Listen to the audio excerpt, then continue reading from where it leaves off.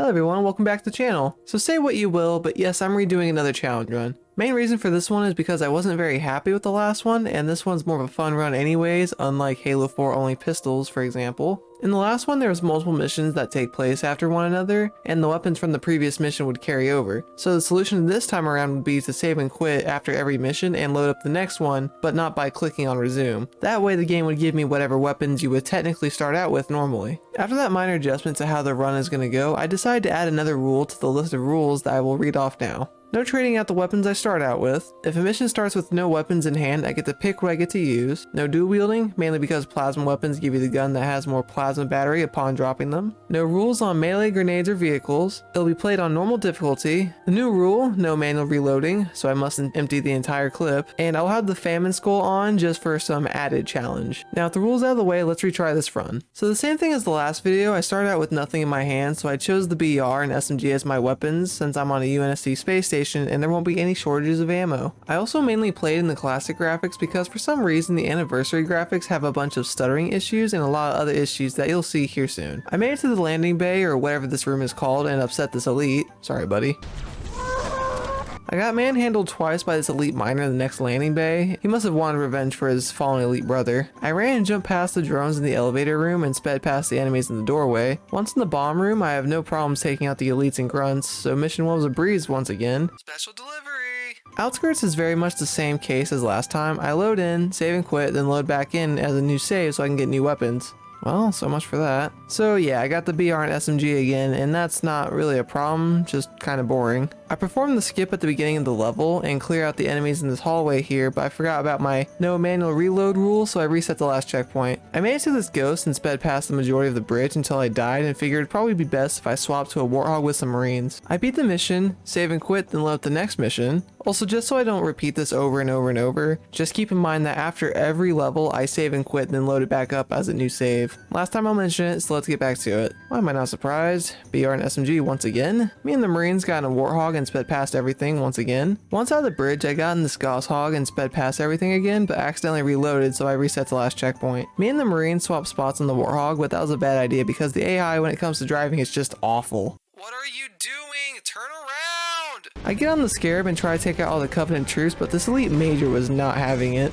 Rude. I take out the scarab and now it's time to play as the Arbiter. So to start this mission off, we got a plasma rifle and energy sword, so I was going to need to delegate when it came to shooting. I made it down on this elevator and accidentally blew myself up, then opened up this hangar door to let my allies in. Fjord cannon grunt? Can't have that.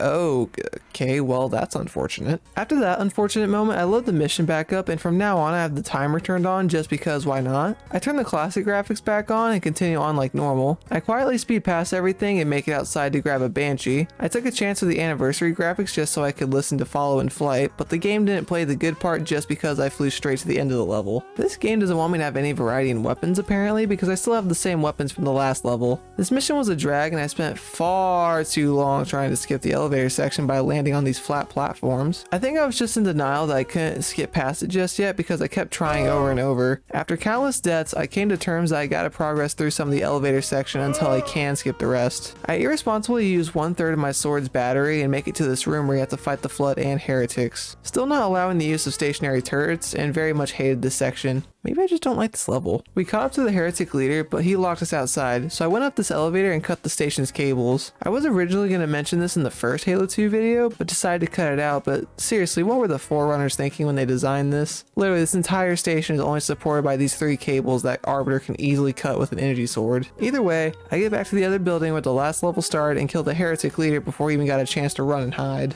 Now that I was back as chief, I got an SMG and a rocket launcher. Still speeding past everything, I turned the anniversary graphics back on just because they're beautiful and vibrant. And in no time at all, I make it to the end of the level and kill these honor guards with no issue. Now that I'm on regret, the game has you start with an SMG and a beam rifle. An interesting combo to say the least, but not bad. I try to perform another skip here, but without the skull that increases your gravity and explosion radius, it's not very easy to pull off, so I'm just going to play it like normal. You know, the rocket launcher from the last mission would be great to take out these hunters.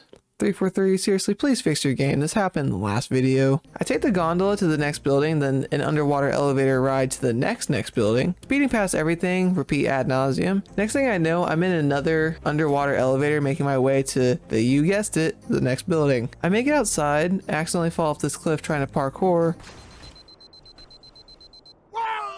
empty my clip, and then pick up some more.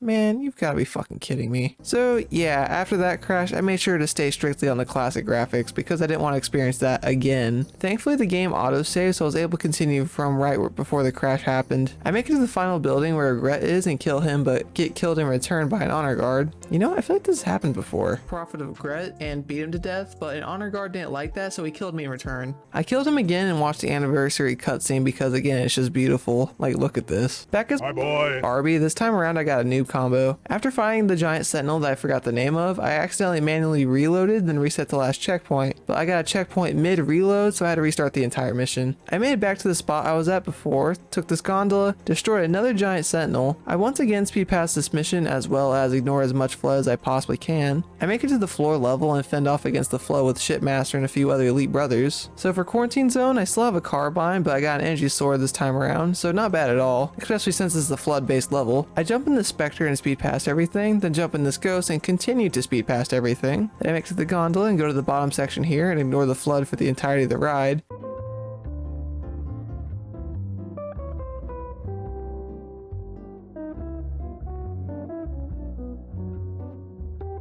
I beat this mission no problem, and now we're on the grave mine. It's such a jarring experience watching how stiff the old cutscenes used to be. In the anniversary edition of the cutscene, Arbor rocks Johnson's shit.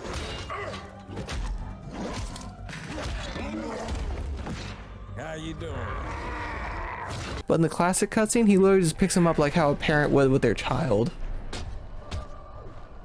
How you doing?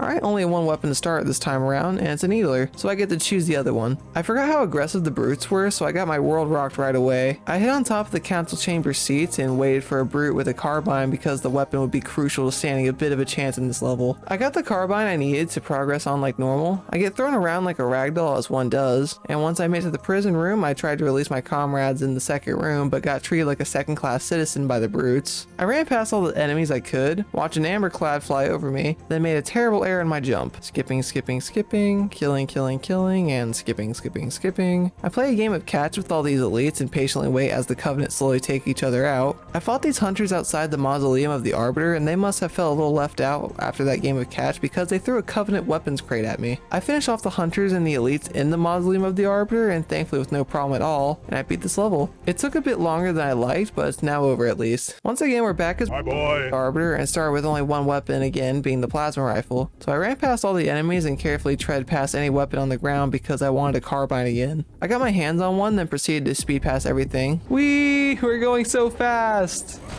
Okay, maybe too fast. Invisibility is amazing. I quietly walk past most of the enemies and meet up with Shipmaster here at the end of the level. Back in High Charity as Chief, I spawn with the noob combo again. I run past the starting section of the mission to this giant room with drones and the flood. I got killed by this one-man army of a flood combat form. I actually get past it the second time around, run past the enemies in this section, and make it to the Prophet's private quarters and have a grand old time trying to take out everything in this room. I died one time because the flood jump scared me, and I made it through the second time but ran out of ammo for my carbine. Besides grenades, the carbine was the only decent weapon I had to take out the flood. So I walked around looking for grenades to take them out, and I finally realized I can just walk through the door here. It just took forever to open up. I went up the gravity lift and walked to the end of the level, but got killed by a brute, but take two of this went a lot smoother. Finally run the last level, and I have a plasma rifle and pistol. Yay. Fighting Tartarus was going to be interesting with only plasma based weapons. Again, the Wraith Shipmaster was in and blow up everything standing in my way. Running, dying, killing. Oh hey, a cutscene. I got on one of the Banshees one of my elite brothers dropped off and cleared the way for Johnson. Not before jumping out of my Banshee for no good reason than the bruise feeling the need to dye my screen red with blood. Johnson blasts the doors open, and I decided for the very first time I'm going to try to fly my Banshee inside of the Tartarus fight. Excuse me guys, coming through.